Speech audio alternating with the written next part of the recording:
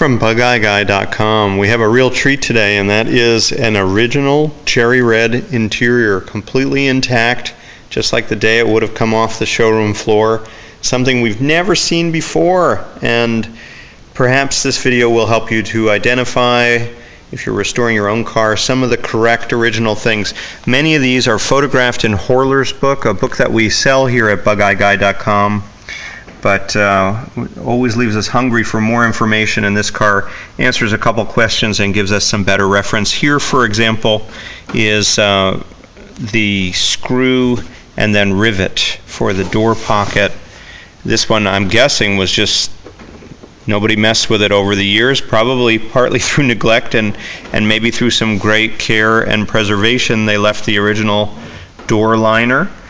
And remarkably, here's an original set of the vinyl mats. You can see how it runs from, there's that drain hole in the front.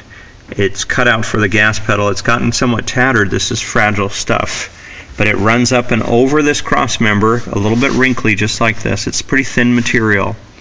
And then it terminates right here at the edge of this. Now, interestingly enough, if you're into these things, you know that in August of '59, if you have that memorized, they stopped on cherry red interiors. They stopped running these mats under the seat, and there you have it.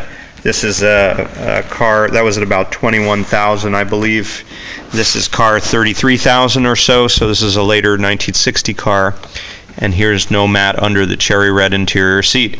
Now, there's also a little piece under here. You can see it on the other side. The mat ends right here, but then there's a little extra filler piece. I don't honestly know if the owner added that or if that came from the factory that way. And of course, here's an original dashboard. That's something you do see. Those are the original knobs and switches. A little extra work. There was a radio, I'm sure, at one point. So that's something we see quite routinely. Here's where the top bow storage bracket is. It's under this rubber mat, which again is correct. You can see that in Horler's book, but the top bow would pierce through the rubber, and on many of the modern carpet restorations, that doesn't look so good. So you see the top bow bracket on the outside of the carpet, but this is the way they did it when new. Here's the Hardura matting in the back, terminating at this edge right here, and then I'll show you on the other side that it runs into another piece of carpet matting that's similar. One other thing that's kind of neat, it says here lift mat to fill, and that's where the transmission fill is. And let's go around and look at the other side. This car is for sale, by the way. The car is called Sean, one of the cars in our inventory of for sale vehicles.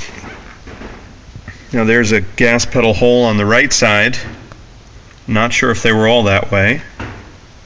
But again, it wraps up over this cross member, comes down and terminates here.